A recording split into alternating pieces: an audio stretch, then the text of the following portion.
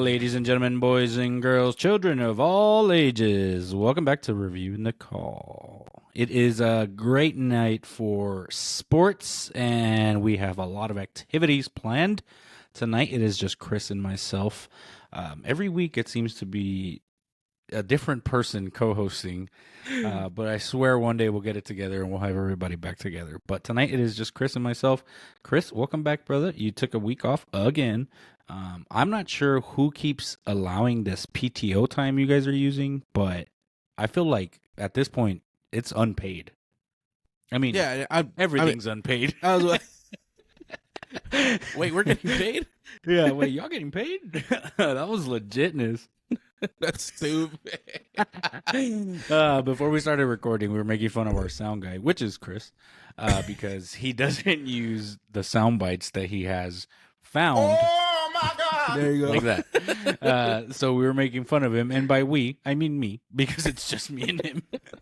I was making fun of him because he is our sound guy, and he doesn't use them at the time that we need them. I never use them. So we have a big file of sound bites, and he just doesn't use them because he says he gets too into the show because this is the greatest show on Tuesday nights. On LinkedIn, I posted that we're hiring a sound guy. So yeah, if anybody's interested, when I say hiring, it's not going to be paid. It's not going to be paid. Heavy hours, but not going to be paid. It's volunteer work, guys. But you know what I'm saying? That you can write it off on your taxes. I mean, it's charity work. But besides that, welcome back, Chris. I hope you enjoyed your week off. No more for the remaining of the year, hopefully. How have you been, bro? What's going on? What happened? Why weren't you here last week? We missed you. Well, I was doing the Lord's work. I was busy. So literally all week I was at church. We have they have two big conferences every year, one in March, and then the other one is the one that just happened in October, and it was insane. But we were there every single day, rehearsing. It was around like 35 to 40 songs for 3 days, so it was a lot of memorizing and you know, all that stuff. A lot of work. But it was honestly the best week I've had in a really long time. Weekend was a blast. The only thing was I wish I was here on Tuesday. That's what I thought you were going to say. That's what I thought you were obviously, saying. If you're not here on Tuesdays, like, where are you? But yeah, exactly. I was at church, but besides not being here, it was an amazing week. It was mostly me and my wife. We didn't take David too much because that church is big and it was super packed all 3 days, and we were there from like 6:30 in the morning till the end of the day. So it was kind of hectic whenever it came down to Friday, Saturday, and Sunday, but it was awesome. Besides that, that was pretty much my whole week and weekend. It was just consumed by the conference, but that's pretty much all on my book, bro. What about you? What did you do? So I was here because I take this very seriously. So I was here on Tuesday night, and so was Dominic. Where's Domo? Where's Domo? Domo took a day off today. He took a PTO day. Okay, we'll allow it. But yeah, I mean, obviously, we were here last week, and nothing much during the week. We've started moving. I actually started working out again. I set up the home gym equipment here at the house, so it's finally I'm getting back into the rhythm of it because, man, I tell you, as you get older, and for everybody else that watches us that's younger, don't get old. It sucks because everything hurts for a couple days. But definitely get old because I don't want you to not get old if you catch my drift. But it definitely sucks working out now because I am sore for a lot longer. And I keep telling myself soreness is just weakness leaving the body. And mentally I'm telling myself that, but every time I reach for a pen or my computer for work, even clicking your pen, you're like, oh. Yeah, one more rep. Yeah. So I've been getting back into that. We went to check out a couple spots out here in Dallas on Sunday with my family. Saw this cute little area here. It's called Heath, Texas. There was a nice little outdoor restaurant that we went to hang out there. Standard service, pretty good food. And then we found the name of the place. It's called standard service. Yeah. Oh, I thought you were saying like that. Their service is kind of standard. Like No. I know that the first time I Googled it, I was like, that's kind of a weird name, but their service was actually immaculate. So, but on Saturday, we actually found a Thai spot here in our little town. We've been looking for one, and we found a Thai/pho. So it was very good, and I enjoyed every second of that food that we went back. We went twice, 2 days in a row, wow. because it was so good. But yeah, and then okay, so before we get into our episode, right? Because I know we're kind of going off track here, Chris. Before we started recording, you were eating cereal. Oh no, we are not doing this. Let's get First into of the all- show. First of all, I don't know why that soundbite's in there, but I don't know.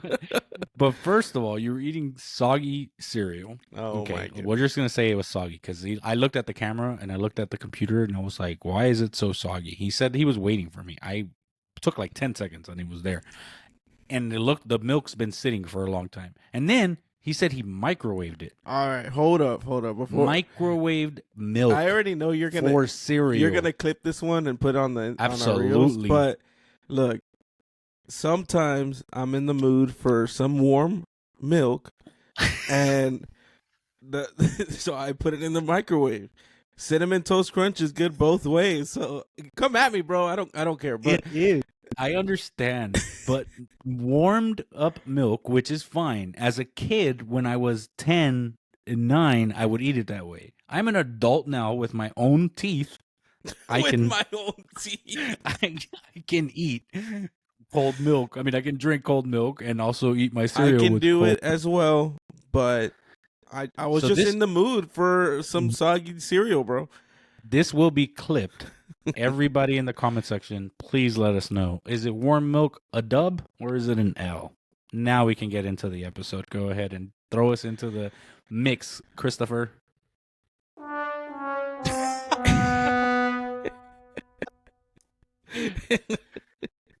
All right, well, we're just gonna get into it because I don't know okay. where we're going with this. Okay, so our sound guy sucks at the sound bites. Anyways, so we're gonna start off with the MLB There you because obviously right now, we already have today is Tuesday night. For you guys that will watch us on YouTube, this comes out on Friday, so you would already be aware of what's happening. But today is Tuesday night, which is Game 7 of the American League Championship Series ended last night on Monday between the Houston Astros and the Texas Rangers. And it was a great game. Okay, pause. It was a great series. Last night's game was kind of one-sided, but it was a great series in total. It was really a Lone Star showdown, as they call it. Are we talking right? about All yesterday's series. game specifically? Yeah, last night's game, Okay. Game 7 for the for the American League. I'm sorry. Yeah.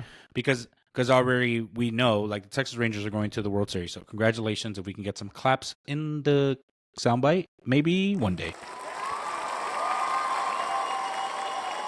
So the American League Series closed off last night with the Texas Rangers running through the Houston Astros. Because did you watch that game, Chris, at all? Actually, I watched did all you? the games for baseball, Yeah, and it was a good series, though, right? Oh, you, yeah, you do dude. agree with that? I will agree. I have a gripe about this series, and it's the social Really? media marketing of it. You know, that says Texas wins at the end. I don't think people realize how much Houston people hate Dallas people, and how much Dallas people Yep. hate Houston people. So it's not like it was like Texas wins in the end. At the end of the day, like these teams, the teams itself, the players have nothing against each other, except for Garcia after he got hit by a pitch. But in all, like, bro, like you should have seen the fans over here, or like some of there was fights in Minute Maid. I don't know about over there in the Globe, but in Minute Maid there was fights between fans, and it's just one of those things. Like, you got to remember, yes, in the regular season, the Houston Astros did dominate the Rangers, and they were the Rangers' daddy. That was the big saying. But if you can't win whenever, you know, all chips are in, Game 7's on the line, and Dude, Game 7? Yeah. Oh, my God. and that's my favorite part of baseball, that you have a Game 7. course. It's not just a course. one-off game. So you have Game 7. You've already built the biggest climax ever to make it to the biggest moment, and you're at home, So I honestly thought the Astros were in favor, even though they had a losing record at home this year. But they've been in this big spot before, being the ALCS, being the all this at the ALDS, and then obviously the World Series. They've played at home in big spaces, which is championship games. So for them to lose at home, and not just lose, but to get pretty much killed at home, 11-4. Yeah, 11-4. And the 11-4 happened in the ninth, because that's when Altuve hit a home run in the ninth. But you could tell the vibes were already off. It wasn't absolutely. Okay, so but before we keep going, right, I'm going to pause you right there, because I'm not saying that this, because I feel like we've talked about this before in the podcast and our shows previously, over a year ago probably, but we talked about, like, if you are a fan of the sport or your team, you stay there till the end. Yeah. Right? Houston Astros fans yesterday, and I'm not calling you guys out, because you guys were hella loud, hella loyal to your team all year, but a lot of them, the majority of them, left, and it was a bro? For those that can't see, like a big old emoji thumbs up came up on my screen. That was so random, dude. That freaked me out. My hands are on my arms. Yeah. So, anyways, back to the show. That was so random. Okay, so a lot of the Houston Astros fans left yesterday. There was still some there till the end, till the last out was thrown. But we've talked about this before, and we've said, if you're a fan of your team, do you leave if they're getting obliterated in the 8th or the 7th inning, or in the 4th quarter, whatever game you're watching, right? Obviously, for me, even as a Dodger fan, if the Dodgers are getting their booty whipped, which most of the time it happens in October, I would still stay there, because you're still supporting your team in the playoffs. And you never know. With baseball, you don't know. It can look at the Red Sox and the Yankees in early 2000s. People forget about those games.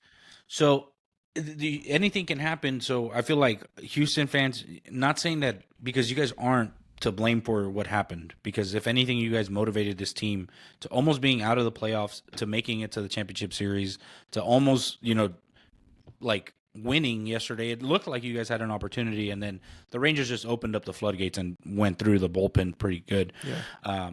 And my only gripe about it was that I saw a lot of the stadium empty, and then a lot of the Rangers fans were overtaking Minute Maid. So again, this is for anybody that listens to us and would like to shoot us a message or add a comment or whatever. Just go ahead and add a comment on, would you stay if the score is 11-3 in the bottom of the 9th inning, or do you beat traffic and go get drunk somewhere else? So I will piggyback off of this argument, because so I live in Houston. I've been to quite a few Astro games. I'm not an Astro fan, but I've been to multiple, and you notice this a lot whenever you go to games. If they're down in the 6th inning, even if they're down by 2, the fans are already leaving. And I can understand 11-4, but like you said, this is baseball. This is a whole different thing. There is no time limit when it comes to scoring. There's a time limit on the pitching clock, but that's it. So 11-4, yes, it was a crazy obliteration, because through the four innings, they've already scored 8 points. So it wasn't like something small. But if they could do it, why can't you? Okay, so that's my thing, right? Because the Rangers scored more than just one run in one inning. So the Astros, with being such a great team in the postseason, can do the exact same thing in one inning and turn that game completely around. And that's exactly what happened in the first inning, bro. The Rangers came out swinging. Seager scored after the first out. He had scored because Mark Semion's the first on that batting order. So Corey Seager came up and killed the ball. And then the team was rocking, bro. So and then they had good pitching out there. It wasn't like you just threw your bullpen out there and see what happens. But and this is another thing I wanted to bring up too, that and Dodger fans are the exact same way. So I can hop on both buses, and I'm a kind of frustrate Misa when I say this, but like whenever our season ends badly, who do we blame? Who do you blame, Misa? Kershaw and Dave Roberts. Okay. Who do you think the Astros are blaming? I mean, there's one person. There's one person they're blaming right now. What was his name? France? No, or whatever his last name was? Dusty. Baker? Yes, if you No, go no through the way. comments, go through the comments. No, I mean I believe you, but what I'm saying is like there's no way you can blame Dusty Baker on this. There's Like there this is not there's so many comments. calls were. Go My ahead. bad. There's so many comments on their Instagram posts from Astros fans. Even on their goodbye, whenever they say like "thank you fans for the season" and all that stuff, there's fans in there like, "Hey, we got to get rid of Dusty. Like bad calls. Why did you leave him in for so long? Why did you take him out for so fast? And why didn't you play this guy?" Like one thing I will say, Martin Maldonado, yes, he had a pretty decent when it came down to hitting, especially when they were in Dallas. But Martin Maldonado's batting 143, bro. Why is he in your lineup? Like, and then you have Diaz, the other catcher, that has been hitting off of lefties and righties pretty evenly, but they don't give him the opportunity to go out there and play ball. So it's like one of those things where, like, if Martin Maldonado had a pretty bad record anyways in the regular season, so why not give the helm to the younger guy that's been hitting a lot better? But since you don't give him the opportunity to go out there and actually hit, how are they going to get their reps in? So in conversations like that, I get it. I get it why people are blaming him in that. But if you have your ace out there, Christian Javier is an ace. I don't care what people say. He's a good pitcher. Yeah, he is. But he was pulled out in the first inning. Another Kirsch kind of thing, like you said. But he was pulled. See, but the thing is, like, as Dusty Baker, not saying that I'm defending him because, like, honestly, he's a great manager, of course, and according to a lot of stats, this may be his last season. Yeah. He may retire after this year, which, I mean, I don't blame him. He's won the World Series with them. He's taken this team to the ALCS, so he's done it. He's a great manager, but I don't see in putting the blame on him because he did the right thing, except for that JP France move. The homeboy got scored 4 runs. Yeah, that was pretty bad. That was a horrible outing by him. That's who I thought you were going to say they were blaming. But, like, pulling Javier out, allowed 3 runs in the first inning, really, I get that. Like, and I respect that because you're like, okay, it's game 7. What do I have to lose here? I'm going to pull my starter. But you want to bring in somebody that's able to back that up. You know what I mean? Like, does that make sense? Yeah. Like, you want to be able to bring in a solid, either another starter or a strong reliever that's going to get you at least through another 2 innings. And hope for the best, because if it starts from the beginning of the game and you're getting hit around and then you try to pull this pitcher and then bring in someone else that's just going to get hit around, that game is out of your reach at that point. And Houston, I say they are a team that you can't count them out. So you can't say with 5 innings left to play, if you're down by 4, that Houston isn't going to be able to come back from that. Like, of course they are. It's Houston. Yeah. Like, every fan base and every fan of the MLB knows that Houston is a team that definitely will come back in the bottom of the 9th inning. Like, that like, I was expecting for Houston to make it dramatic and put it close at the end of the game last night. They didn't, obviously. I mean, besides the Altuve home run, but obviously they didn't get any more opportunities. And but Altuve I mean, had a good postseason. Absolutely. Great postseason. Look, Altuve, Alex Bregman, and same thing.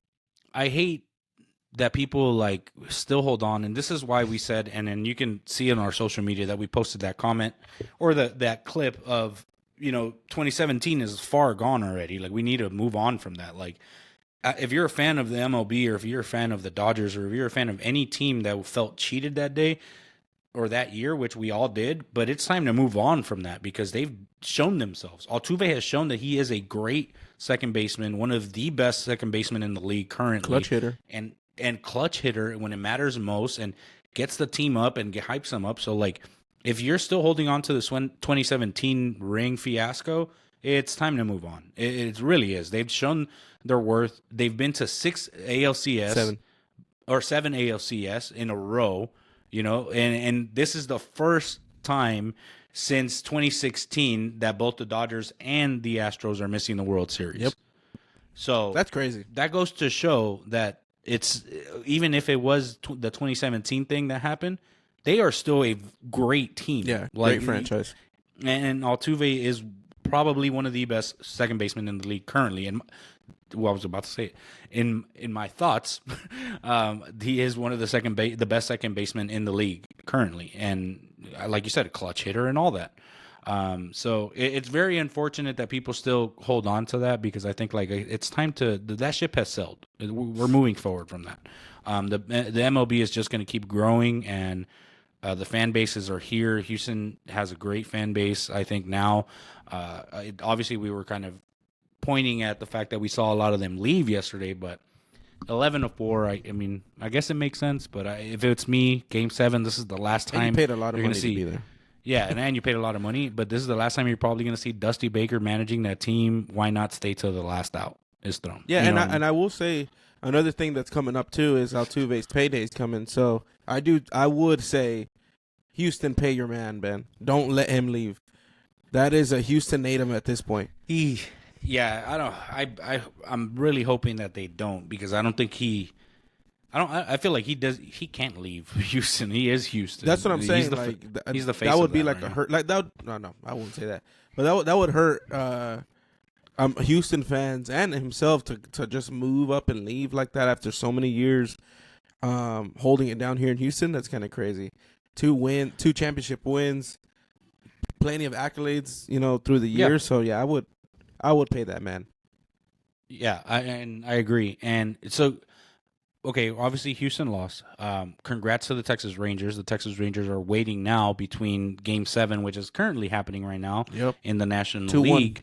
It is 2-1 right now currently, and they are waiting on the winner of Philly and Arizona. Our picks from last week for the MLB were where Domo and myself had Houston in 7. That did not happen, obviously. But they did go to Game 7, and all the away teams won. Every away team won in that series, which is a crazy fact, and it's a crazy thing to happen because you didn't win one game at home. Everything was on the road, which is nuts. But I guess like if you're the Rangers, Houston is home. Like it's not that far of a travel. It's not a travel day, like you just 4 hours. And then if you take a flight, 30 minutes. So Yeah, it's not that bad. And I don't think they drove. No, absolutely. Absolutely not. So yeah, I'll be back later, babe. Just got to go win. So I had some crazy little stats because now the Rangers are going to the World Series, and this is the first time that they've been to the World Series since 2011. There was a lot of things happening at that time in 2011. It was Oprah Winfrey's last show aired. This is the last time that the Rangers were in the World Series. Not what I was expecting when you said I had some crazy facts, bro. Not crazy facts. I mean, there's a lot more facts up there that you guys can look up to, but there was a just like pop culture stuff. Mm-hmm. Adele was coming up on the rise. Lady Gaga had just released her second album, so there's a bunch of stuff. Best movies were like the Harry Potter Deathly Hallows Part 2. It was the final series of it. Twilight was coming out with Breaking Dawn Part 1. So there's a bunch of stuff out there that you guys can look up. But that was the last time that the Rangers were in the World Series, where they played the St. Louis Cardinals. Lost it in 7, though. So will history repeat itself with whoever they face in the NL, Chris? What do you think? I'm rooting for the Rangers. Regardless of who wins, I'm going for the Rangers. I want Texas to take it. And it just another reason is because Corey Seager's there. So I'm still a Corey Seager fan. Adolis Garcia is a GM. Actually, that whole team is stacked, bro. Too, bro. That whole team is good. Yeah, so I don't think it's gonna be a fight, especially if Philly wins. I will say it's gonna be a dog fight if Philly wins. If Philly advances, yeah, that's what I mean. If they win tonight, if Philly advances tonight, it's gonna be a dog fight. I feel like that's the series I'm rooting for. And Philly versus. I figured that. Me too. That's the Philly. That's the series I'm kind of hoping for. But a lot of people are wanting Diamondbacks versus Texas Rangers. But that would be weird be good too, because. But I like that though, and I see why people are saying that, because Diamondbacks were an underdog story. Yeah. Right? Like, from the beginning of the season, and this is what I was telling Domo last week. Were you here last week? No, you weren't, so you didn't hear me. But you saw the episode, so yes. I know you know what I'm talking about. But this is what I had told Domo last week, that everybody was kind of like the scripture for this year's World Series was either a rematch between Houston and Philly.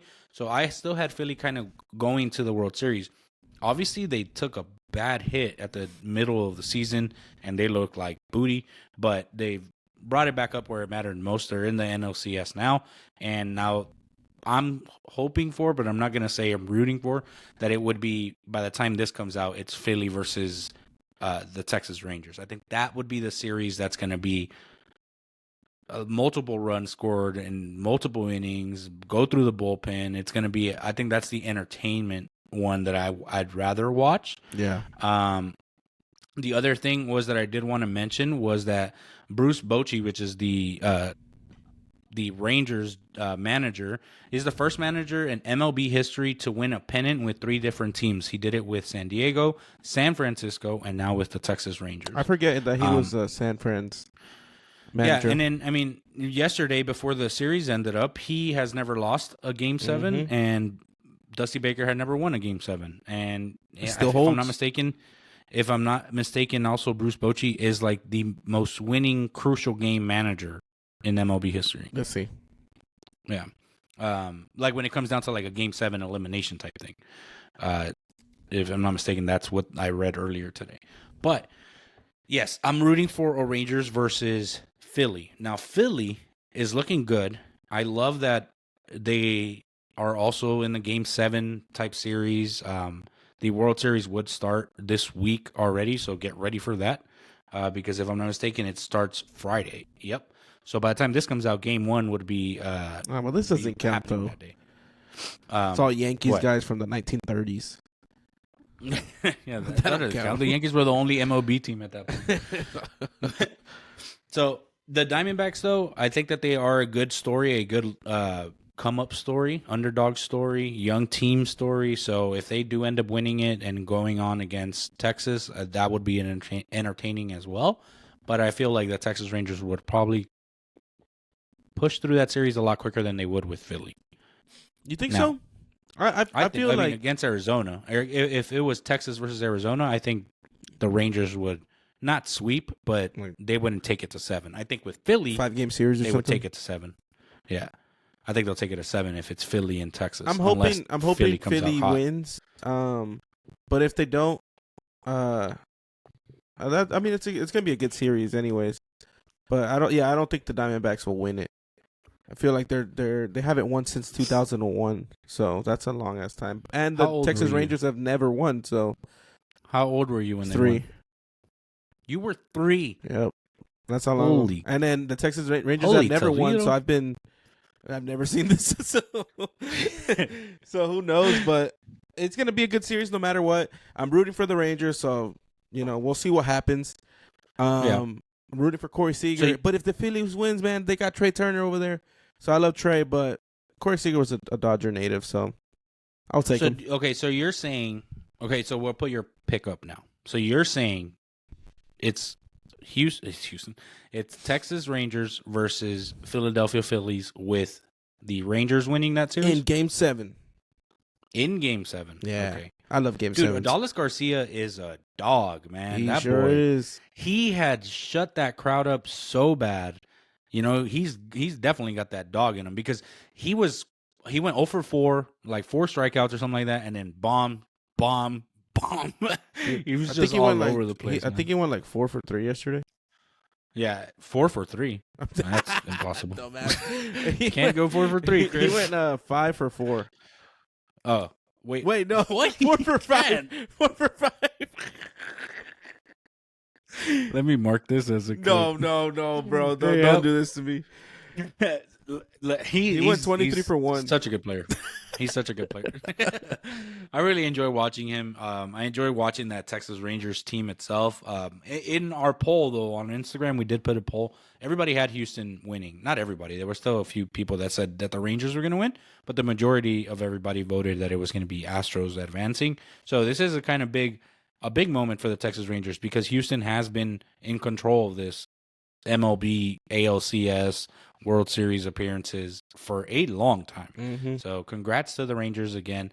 And you guys are waiting on Philly or the Arizona Diamondbacks. I think it's going to be Philly. I'm going to say if it is Philly, I think Philly wins it in 7. Philly wins it in 7. I think Philly gets their redemption and wins it. Hey, yes, they didn't beat the Astros, but quick question, they'll bro. beat a Texas team. Since you live up there in Dallas, have you seen a big storm of just Rangers fans now? that you didn't see before? Yes. Do you think those are just like people that are like, oh, the Rangers are actually winning, let's go buy a jersey? Yes and no. I think that a lot of it is because the Rangers have had not so many great seasons in the last years that those loyal fans don't really show. And I think that now everybody's like, wow, we're actually doing something good. Let me wear my pride stuff, whatever. Which I don't like that because I don't like people that like jump ship like that easily, or give up on the team. I give up on my team because they put me through a heartbreak every October. So, But that jersey is coming back on when spring training starts. Exactly. Guess what? I will be heartbroken for all of October because of the LA Dodgers, but if spring training comes around, I am ready to buy my tickets for the first game they play over here. So it's a roller coaster kind of relationship that me and the Dodgers have. So, but it's a roller coaster like we're gonna have for the rest of our lives, and it ain't changing. I mean, October is stressful in this household for me. I know for Chris too, for Carlos. Sometimes I don't even talk to anybody because I'm just so annoyed at what's happening on the screen. But they have given us great years. They have given us great games. Obviously, Game 5 of 2017 World Series, one of the best games in MLB history in my book, and probably that was the one Chris's played in Houston too. that we lost in, but it was still a great game though. It was such a good game though. Yeah, extra innings, everything you could ask for in that baseball game. Yeah. So obviously as a Dodger fan, we've gone through heartbreaks, but we've also gone through some good times. We did win the World Series in 2020. Granted, everybody says that we didn't, but we did. Everybody had the same opportunity. So we're going to take that win. Do we want to win an 162 game season? Absolutely. But, our time will come, hopefully. I would love to see a 162 that way. No one can say nothing. Because I was really hoping me and Misa weren't alive when they won in '88, so there's no, we didn't. I wasn't. So yeah, that's the sad part. That people are like, well, when's the last time you won? I'm like 2020, and they're like a legit one, and I'm like, well, I wasn't alive, so screw but they you, still won, Todd. I don't know who Todd is, but if your name is Todd, sorry, talking about you. Way to go, Steve. I'm sorry. Steve's like, but I've been your number one fan since you started. Yeah, seriously. Sorry, Steve. But yeah, so we got the picks in. 2-2 right now in the top of the fifth. By the time this video or this episode ends, we'll put you guys up on what the notice is. Before we get into our NFL segment and our further segments, I did want to say thanks for all the support once again. And also that I am thinking, or we are thinking, I didn't even bring this up to Chris, so I am thinking that some of the World Series games will jump back on Twitch and just watch them live. It's not going to be an episode recording. So if you guys are listening to this and want to join in on a Twitch chat, links in bio, wherever you're watching this. So keep an eye out for that. Let's get into our NFL segment. We already got our picks for the playoffs. Jesus.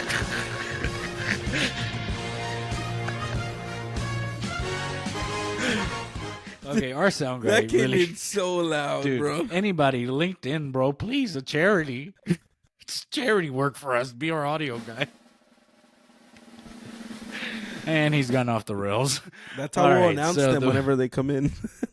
Oh, okay. There you go. So the week 7 of the NFL has wrapped up already. We're going to go into our picks from last week so you guys know and keep up if you're keeping up with this stuff. So last week, week 7, myself, I went 1-3. I had the Chiefs winning, Dolphins winning, and the Raiders winning. And I only got the Chiefs right. Domo went 2 for 3. He had the Jags winning, the Bills winning, and the Eagles winning, and he only got 2 of those right. And then there's Chris, who would have thought, bro? Looking like looked like he was making a comeback this season, and he went 0 for 3. He had the Lions, the Bills, and the Niners, dude, and all 3 of those picks. All of those picks were safe picks. All of them. Yeah. How the hell did the Bills lose to New England? Oh, the NBA season's back today, by the way. That's why he said it. I'm sorry. I'm not dumb. That's why I didn't read that wrong. Clipping that. Whoever wrote the script really messed me up there, man. Oh, man. How did the Bills lose to New England? How did the 49ers lose to the Vikings? Dude, there's so many. Okay, there were so many how did because I was annoyed at a few of them. How did the Broncos beat the Packers? That better just be like that, bro. Like, how does that happen? You're right. How did the Patriots beat the Bills? Who else? That one makes sense. The Ravens and the Lions. I mean, I thought it was going to be a lot closer. I thought the Lions were going to win clearly. Butt whooping.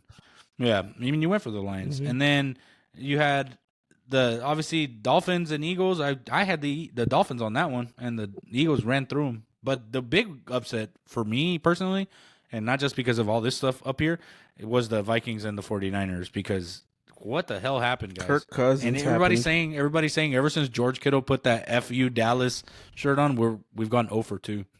So there's that. Dude, Kirk Cousins came out and literally was like, "Look, Brock Purdy, this is how you do it in prime time. 378 yards." Yeah. Jeez. I mean,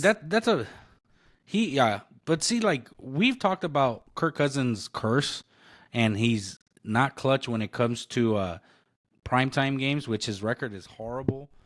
But yesterday against the potential number one team or the number one team in the NFL, he came out and he was like, "Oh, you paid $177 million for Nick Bosa? Well, here's no sacks. No sacks yesterday for Bosa." How? Do you think it's just one of those things, bro? He's too busy posing for Kim Kardashian in those freaking Skim commercials, man. You think it's just one of those things that, like, since he's got the bag, he's like, you know what, I'm good. It ain't going nowhere. You think that happens with everybody? I think it happens. That's what I'm saying. Like, you think that's what really just came down to? Yeah, probably. Because some of these players, they get their money and they're just like, well, now don't really have to do a lot. Yeah, but I can pay my bills. But there's incentives though. Like their contracts, some incentives are like if you get X amount of sacks, you'll get a bonus of $500,000. If you lead the team in sacks or tackles, you get X, Y. Like like some contracts are made that way, but that did not show up at all yesterday. No one got a sack actually. I just looked at the stats. Not a single sack yesterday. Yeah. So Kirk Cousins ran through the 49ers defense and he exposed a bunch of holes. The secondary in the 49ers was horrible. And that was a big pause because it was that bad. It was so bad. There's so many pass interference calls, missed opportunities. Literally a touchdown was an interception, but then the receiver intercepted it from the defender and then ran it in for a touchdown. How make that make sense? How does that, like, Kirk Cousins threw a pick, and in the middle of the scuffle, the receiver took the pick and ran it back for a TD. So it was like a Madden game. That's what that was. No, what happened was that Kirk Cousins paid the 49ers, and they were like, Brock Purdy doesn't live on his own yet. I can pay for his rent this week. Yeah. I mean, Brock Purdy, no, I love the kid, but we definitely have some work cut out for us with adjusting everything correctly, making those correct moves, pulling players that need to be pulled and calling up players that need to be called up because the secondary is being exposed, and they beat the 49ers yesterday without Justin Jefferson, which is their number one receiver. Not just that, but Christian McCaffrey had 15 carries and 45 yards. That is not CMC. After that injury, that is not CMC. I mean, he had one TD, though, so he continues the streak. You think he's at 16 now. Yeah, but a streak games. with 45 yards and 15 carries is crazy. Well, see, that's the thing, though, is like you're overworking this guy. You know what I mean? Yeah, like we said it. 15 carries for that much for only 45 yards. Our offensive line is that bad or what? Because you need to be able to create space to have him break 100 yards in that game, at least if he's going to carry the ball 15 times. And also, you need to lay him off. Like, give Elijah Mitchell some carries. Mm-hmm. Like, he's still a solid backup, so give him some carries because you don't want Christian McCaffrey. So a lot of people, and I know I just cut myself off, but a lot of people are saying, you're excused. Thank you. No problem. All right. So a lot of people are saying, back to the show. Yeah, so a lot of people are saying that the 49ers peaked too early is what's going on now. We were obviously undefeated. We were obviously undefeated, which is great. You start off the season hot. Yes, you are allowed to take some losses because you can still make the playoffs, but you don't want to give the other teams an opportunity to expose an error in our defense or in our offense. If they see like, hey, you know what? That left guard isn't really blocking as well if you do this move. Or if they see, hey, Nick Bosa's not rushing as much, Or, hey, Fred Warner. No, I can't talk bad about Fred Warner. Fred Warner is everywhere, and he is such a good defender. He really is. But, like, if our CBs or the DBs, like, if they're being exposed, a lot of teams are going to be able to catch on to this with film. So, need to make the adjustments now, because this game, this should have been the 49ers. And Brock Purdy almost took us back to scoring again, and then he threw a pick at the end. But we need to be able to beat these teams that should be winnable games. Like the Minnesota Vikings, I think everybody had the 49ers taking this game for sure.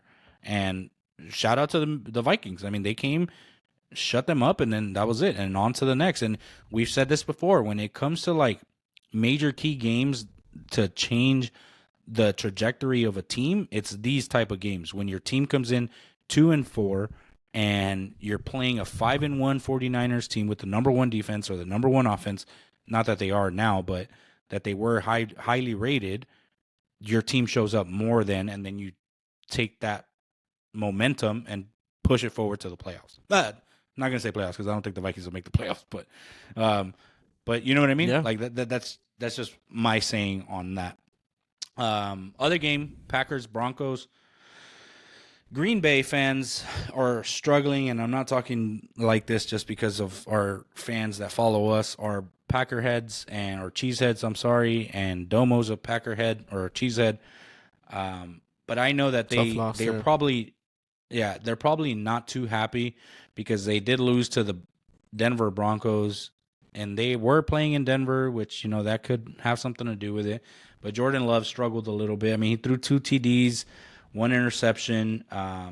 It just doesn't seem like they're clicking on all cylinders. Aaron Jones is 8 carries, 35 yards, no TDs. AJ Dillon, 15 carries, 61 yards, no TDs. It's a lot to deal with. And as a fan of your team and as a fan of just the NFL in general, if you're playing the Broncos this year, it's usually a bye week. But especially with the way the Broncos have been. Exactly. So especially this year, it's been that easy for teams to kind of take that win. They do have 2 wins, but and that team is also crap. If you look, I think the issue is that the Green Bay Packers are coming in too late in the game. If you look at just this box score, Green Bay scored in the third and in the fourth. 10 points in the third, 7 in the fourth. Denver had been scoring in all 4 quarters. So maybe after halftime they had a little meeting and they were like, hey, we really got to push it. But it was just too late, and then Denver just kept going as well. So, and then Russell Wilson, regardless of how much I absolutely love that guy, apparently, he's still a decent quarterback. Obviously, I mean, he has a ring on his finger, so and he's getting a lot of money from Denver. Yeah, but I honestly was on the same boat as what you just said. That should have been a good. Not easy game because Jordan Love is still getting into the groove of being, at the helm with the Packers. Mm-hmm. But either way, we've seen the Packers in Denver before, or any other team against Denver in the recent years. So, and then that should have been a good, just more training, kind of playing your practice squad kind of day. But yeah, I mean, we've said it before with Green Bay, especially with Jordan Love now behind center. This season, we've said it, like, because if you remember, there was all their games this year, even the 2 that they've won, except for the first one, I guess. But the one against that they beat the Saints was a comeback victory. They were trying to come back against the Falcons. They've been chasing the Lions. They were trying to come back against the Raiders. It's too late to try to push for comebacks. Yeah. You can't go into every game expecting Jordan Love to drive you down the field 100 yards and score a TD when you're down by 27. You know what I mean? Like, he's not going to do it. He doesn't have that clutch spot in him yet. Maybe he will one day. I'm not saying that he can't, but I just don't think that you, as a solid offensive team, should be chasing down whoever's winning at that point. Like, you need to take the lead early and advance forward, push the lead, stretch the lead, and then have your defense close the shop up. Yeah. You know what I mean? Am I making sense with that? Because if you're playing catch-up every game, you're going to lose most of the games that you're playing catch-up on. Yeah. So, and that goes for any sport, but in this particular case, the Packers, it looks like that's what they've been struggling with. Did you watch the Sunday night game, or did you catch Miami versus Philly? Yes. Yeah, what's up? What were your thoughts? First of all, I want to say that the Philadelphia Eagles with that green, that Oh, they look so fire, bro. beautiful jersey. That's their Great retro pick ones, for right? that jersey. Yeah, those are the retros, man. I love that jersey. It's iconic jersey. Helmets for look me. super clean too, man. Everything about that Yeah, jersey. absolutely. And then, but I had Miami winning that. It's not just because because I called the Eagles a fraud last year. I just really thought that after Philly took that tough loss the week before, and Jalen Hurts looked kind of rattled, I thought that Miami was going to be able to capitalize on that. But Philly came back 31-17. Like, they just shut them right I back think up. You it's know one what I of mean? those Like, things, bro. Where and then I read this on ESPN too, where when the Dolphins play a good team, they just can't pull the trigger on that team. Philly, regardless of what Misa Interesting. called them last year, they are a good team. They have a great quarterback. Jalen Hurts behind center is great. They have good receivers. They have a good running game. So it's not like anybody can knock them in the sense of like, well, they're not a well-built machine. They got a great defense too. So yeah, them losing last week, that was one thing. But then they came in this week with 31-17. They scored in all four quarters, and Tua's a solid quarterback too. But whenever you bring in a great defense like the Philadelphia Eagles have, I was gonna say Phillies. Like whenever Dude, you what bring is wrong with you? I don't know, man. I mean they're playing today. But yeah, if you bring in a team like the Eagles with their great uniforms, how could you not win that game, bro? Yeah, like, you have to win that one, right? So I mean, I get why everybody's saying like, or a lot of people are wanting Miami to win or had them winning in their picks, but you bring a quarterback like Jalen Hurts out, he could shut anybody up. Honestly, Yeah.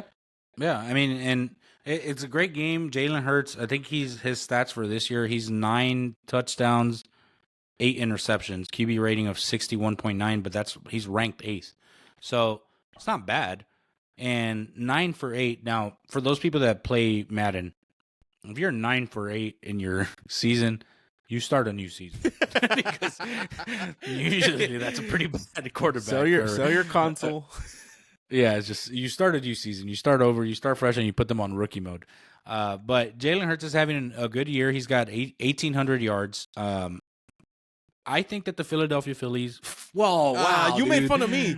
You made fun of me. Wow! That happened. Yeah. I thought you were gonna put Domo's voice on, but yeah. So with the Philadelphia, yeah, it would have. Telling you, dude. Our sound guy sucks. With the Philadelphia Eagles, I honestly think that I'm gonna hate saying this out loud, but I think that they can run it back to the Super Bowl this year. They look great, the Eagles? man. I can't take that from them. They look like a great team this year. Not counting out obviously the 49ers back here, not even counting out Dallas, not counting out anybody else. I just think that Philly is firing on all cylinders again because I think that they were so close last year. They tasted it and they want the full meal now. You know? Like, I just feel like they didn't get enough of that fix of just going to the Super Bowl and Jalen Hurts just going to the Super Bowl. I think that he's like on a mission. And they signed Julio Jones, which, yes, he's an older receiver, but he's still a great pickup. He's still a good receiver. Didn't really do anything, but yeah. No, of course not. But he's got to learn the playbook and all that. He's got to learn how to play with Jalen Hurts. But I think that, I don't know, man. I can see them going into the NFC Conference Championship again and seeing who they play at that point. But they are definitely a team to be feared this year. And I know that everybody's like, well, the Chiefs are doing just as good in that division. Yes, they are, but they are not putting up the points that the Eagles are putting up. Like, a lot of the Chiefs games this year have been low scoring. They've also been a lot closer.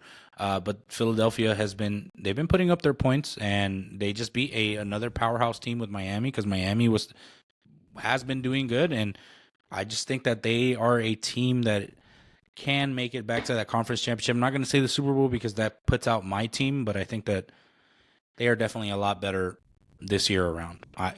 That's what I'm guessing. I'm not going to say in my opinion because Domo makes fun of me every time. But that is my opinion. I mean, I can see it too because I mean the Eagles are a good organization. God, everybody on that team's hungry for it. So I wouldn't. Yeah, and like I said, they didn't get enough of the fix last year. Like they still want that Super Bowl ring. They don't want to just make it there; they want to take it home. Yeah, I mean, like, and then it's cool to say, yeah, my team made it 7 consecutive times to the ALCS, exactly, but you only got 2 rings. Yeah. Or you can say the same thing on the Or- Dodgers. How many rings you got? 1. 111 wins. Go ass up, bro. We don't bring that up, bro. Number 1 seed multiple times. Get bounced in the first round. But I love my Dodgers. On to another game. Right before the Eagles were the Kansas City Chiefs and the Los Angeles Chargers, and it was Patrick Mahomes versus Justin Herbert. And I'm not a big Justin Herbert fan. I don't know about yourself. I like Justin Herbert. He has cool hair. That's the only thing I can say about him. But besides that, he is not a great quarterback for me. He has 10 TDs, 4 interceptions right now. He's 6 overall. He is throwing good this season. Higher than Hurts. I know. I'm not saying nothing. I'm just saying, besides his hair, he's nothing to me. And then obviously with them having the name Los Angeles Chargers, doesn't have the same ring as it used to. So the Los Angeles Chargers of San Diego, who play in the same stadium that the Rams do, and almost the same colors. Yep, exactly. Hella weird. But back to the game before I was rudely interrupted. They were playing in Arrowhead Stadium, which is probably one of the loudest decibel ratings stadiums out there. Because of Taylor Swift. Yeah, clearly. But Kansas City Chiefs came out and balled out, literally 31-17. Patrick Mahomes had 1 pick, 4 touchdowns. Travis Kelce's getting the ball a lot more at home. I will say that. I wonder why. Which I have no problem with. I know a lot of people hate the whole Taylor Swift and Travis Kelce thing, but I could care less. I love it. What? I I love thought you said I left. No, I love it. I don't mind. I like the publicity for it. I love Travis Kelce. The beard's if he ever coming back gets on him. He looks dope now. Yeah, if he ever gets to see this dude, I'm a big fan because New heights. Yeah, like, and I'm not jock riding. I just feel like he's such a genuine dude, Yeah. like a chill guy.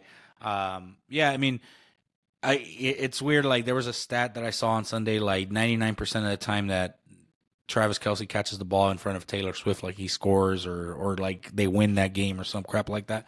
Those are just dumb stats, but it is cool to see. It's funny to see. I know everybody is so over the Travis Kelce and Taylor Swift talk. Believe me, that ship is going to slowly go away because it's just it will, and that's just the way it is. But I mean, it was breaking news when it happened. It really was. To bounce off of what you're saying with the Kansas City Chiefs, they did score 31-17, so they had the same score with Philly and Miami that we were just talking about. But Patrick Mahomes is 15 TDs, 6 interceptions, 76.9 QBR. He is first in the NFL at the QBR rating, and he's got over 2,000 yards passing already. So Patrick Mahomes doesn't look like he is stopping anytime soon. And I know we've talked about this plenty of times before. He's obviously been to the Super Bowl several times. He's won several Super Bowls, Super Bowl MVP, NFL MVP. He is on the track, and I'm not going to talk so soon, but he is on the track to be the greatest of all time, to pass Brady. If he continues with the way he is now, he will over time, he will pass Brady. Are we talking about it? If he Super plays Bowl wins?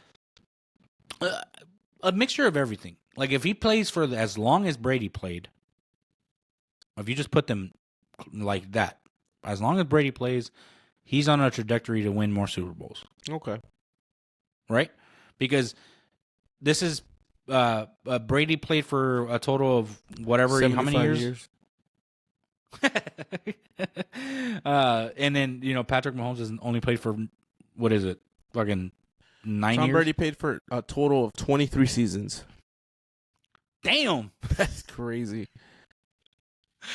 Oh, my God. Yeah. I mean, dude, 23? Yeah. Holy It crap. says right That's here, a lot, dude. the sacrifices and the choices he made allowed Tom Brady to be able to play in the NFL for 23 seasons. Brady was 44 years old when he decided to officially retire from the NFL at the end of 2022. And then Mahomes has been in the league since 2017. Yep. So, I mean, he's on it's trajectory. possible. I mean, you got to remember Tom Brady was solid too for a couple years, and he had a slump. And he came back A up, slump. and then that's why he's one of the greatest. Well, he is the greatest. I don't care what anybody says. Yeah, no, he is. He currently is the greatest of all time. But I guess what I meant to say is that he is on a trajectory to possibly be the greatest. Not saying that he is already, because he has nowhere near the accolades that Brady has. But I'm saying if he plays for the exact same amount of years that Brady played for, I think he can do it. I think he can win more Super Bowls. Now the question is going to be: is he going to win them all with Kansas City? Mm-hmm. Is Kansas City going to continue to extend his contract? Are they going to want him for a long-term deal, or is he going to travel elsewhere and he's going to go play for the San Francisco 49ers and then win 5 Super Bowls for them or something? That's the same, right? I mean, different shade of No, red. yeah, but It's red and white, not red if and you had mustard. to choose your top 3 quarterbacks of all time, who would you got? Brady. Okay, 1. Breeze. Wow. Okay, 2. And Joe Montana. In that order? Yes. Wow. Okay. Breeze, because Montana has the rings, but Breeze has the most completions, passing yard accolades. He's got a lot more of the records. Montana was great, and he still is one of the greatest. To me. I'm not fighting the spot where you put him. I think that spot can go either way. It can go either Montana because of the rings, and then Breeze on 3. But Brady takes the number 1 spot in everybody's book. That's the way it should be. Like, it doesn't matter what team you root for. Brady should be number 1 in your book. What about you? What's your top 3? Before my time on 2 of these, but I will go Tom Brady 1. Kirk Cousins. What'd you say? Kirk Cousins. I'm gonna go Tom Brady 1, 2 Dan Marino, and 3 Joe Montana. Is that a weird? Dan Marino. I like Dan Marino. You gonna come at me for liking a quarterback? You chose Drew Brees. I guess I can't. I can't, but Dan Marino, that's random. But I mean, I get it though. A lot of people have him up there too. I don't. But yeah, like, any normal human would have had right. Dan Marino up there. I just like him. I'm not saying per accolades or wins and all that. I just enjoy Dan Marino. Whenever he never got to win a Super Bowl, so that's my defense to that. I mean, and Drew Brees only never has got to one. win a Super Bowl, but he has one.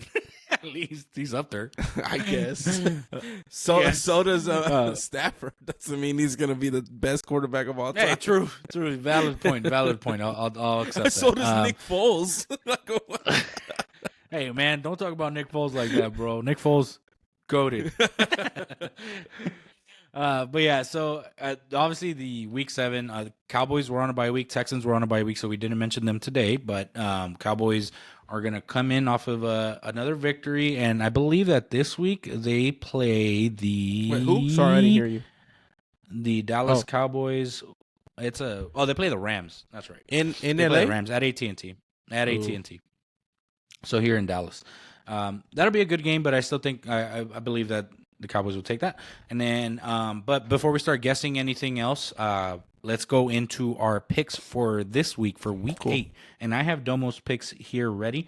Domo for week 8 has decided to go with the Dolphins winning this week. Okay. And the Dolphins are playing the Patriots, so they're playing in Miami, so he's taking the Dolphins. He is taking the Browns over the Seahawks. That's going to be a good game too, because they're both 4-2. But they are playing in Seattle, so that's kind of a toss-up. And then he's taking the Chiefs. He's taking the Chiefs over the Broncos. That's the safe bet right there. That's his safe bet for sure. Which, I mean, why wouldn't you take the Chiefs? And then I'm gonna go next. I'll go with mine. I'm gonna play it easy this week. Hopefully, I'm gonna take the Jags over the Steelers. I'm gonna take the Houston Texans over Carolina Panthers. They are playing in Carolina, but Carolina is still searching for their first victory. 0-6 is crazy. And yeah, that's nuts, right? And then I'm going to take the Ravens this week. And the Ravens are playing the Cardinals, the 1-6 Cardinals. So in Arizona, but the Ravens should run through that. But we also said that when Dallas played Arizona, and that was one of Dallas's losses. Okay. What are your mine are kind of like pretty much a mashup of both of y'all's. I got Houston versus Carolina. I'm going Houston. Kansas City, versus Denver. I'm going Kansas City. That's like a super safe bet. I would hope so. You said Kansas City. Kansas Right? City, and then I got Miami over New England. So I got Miami, obviously.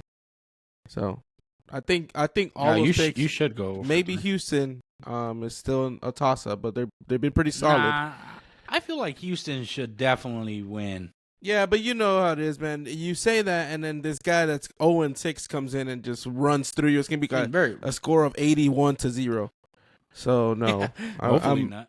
I'm still saying I feel like Houston should take that win, but yeah, you never know with football. It's a wild game. But so just to recap, we are guessing or putting our predictions in for week 8 of the NFL. So some solid picks there. Next week we will be back with seeing who's winning. At that point, we got to do the math on who's actually got the most points between the three of us, because I don't think we've done that. The NHL is back up and running, by the way, and the NBA actually started tonight. So a lot of sports are coming back up. This is that month of sports where every sport is playing. So yeah, look out for that. The Lakers are currently down to the Nuggets, 75-67. Okay. You saw that coming. Third, which is, I mean, it's understandable. Lakers got some work to do. But yeah, I mean, that's going to wrap up our episode for tonight. Currently in the top of the 7th inning, it's Arizona winning against Philadelphia 3-2, though. Still a lot of time to play for the Phillies to wake up and power through it. Let's go into our top 3, and then we will wrap up tonight's episode. Tonight's top 3 is brought to you by Muscle Milk. Drink Muscle Milk. I don't know. I feel like that was a good time for an ad. Oh, but I was like, wait, what? We don't have any sponsors. Who's Muscle Milk? So if you want to sponsor us, Hey, if there is a company out there named Muscle Milk, reach out. Yeah, there is a company named Muscle Milk. So yeah, if you follow me, please send me a package. You don't even have to send us a package; just sponsor us. Yeah, just sponsor the episode so I can hire a sound guy. Because this guy is half asleep. All right, so let's get into our top 3. Tonight's top 3 is top 3 villains, fictional villains, not real life villains, because we do not want to get canceled. This was an argument we had before the episode started. Yeah, before we started recording, we started saying this. Chris, shoot your shot. All right, I'm gonna go specifically movie villains. I'm not gonna go into comics that much, but I will say I'll go from 3 to 1. My number 3 is Doctor Doom in all Fantastic Four movies. He is one of the most powerful villains in existence, and maybe his representation isn't the best in the movie, especially the older Fantastic Fours, but he's still a great villain, great choice of actors most of the time. So that's my number 3. My number 2 is Green Goblin, specifically William Dafoe. Obviously, William Dafoe is one of the best. Well, it's because there's the animated ones, but in the sense of movies animated. But I was gonna say William Dafoe. William Dafoe. He was born for that role. And my number 1 is from the best movie of all time, and you guys can come at me. It's from The Dark Knight, The Joker. Specifically, Heath Ledger's representation of the Joker is the best. No knock to Joaquin Phoenix in the movie The Joker, but The Dark Knight has the best representation of it.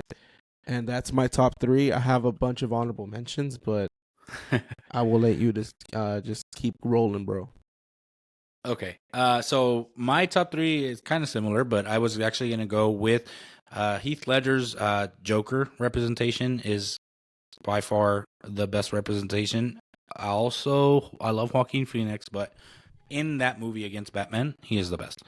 And then my number 2 is actually going to be Thanos. Oh, nice. Because Thanos was a pain in my butt for all those years. Which, the snap already happened 5 years ago. I think that was like last week to the day. Yeah. So, Thanos is number 2. And then my number 1 villain, and this is probably just because, I don't know, I didn't like him, was Pennywise. The Clown. Okay. Because I wasn't expecting that. The original one, though, because it used to freak me out when I was a kid. Honest opinion. He's Pennywise new or Pennywise old? I love the new If Pennywise. You were to watch at the same age you watched the old ones, which one would you be more scared of? The new one. Yeah, the new one's freaky. The new one's freaky, man. Honorable mention for me, though, is Saw. I know that that's not really a villain because it's like a horror movie, That's but like a gore movie. still. But that's up there for me. And then, do you have any other honorable? I know you said you had a bunch. Yeah, I'm a big DC person. So the Penguin in the movie The Batman, just that maxed out there. I have one more. I have a bunch, but let me just go through just one more. The Riddler and also the Batman movie. Yeah. And then the Riddler in general with Jim Carrey as well. In the classic movies. Yep. Great. And I got one more. the Dark Knight Rises Bane with Tom Hardy. Yes, Tom Hardy. Yes, absolutely. Side villain, which actually is Tom Hardy too, is Venom. Oh yeah. But his solo movie as So Venom, so good, bro. The second one was kind of mid though, with Carnage. I liked the didn't movie. really like I just it, thought the it was first one too really good. short. I think they try to rush everything too fast. Yeah, The they try to pace was jam pack that, everything. and I just didn't Doesn't work enjoy that way. But it was still a good movie though. Yeah, still a good movie. But yeah, that's our top 3 selections for top 3 villains. Don't come at us because we didn't use real people because we don't want to be canceled. So these are fictional characters. Are they really though?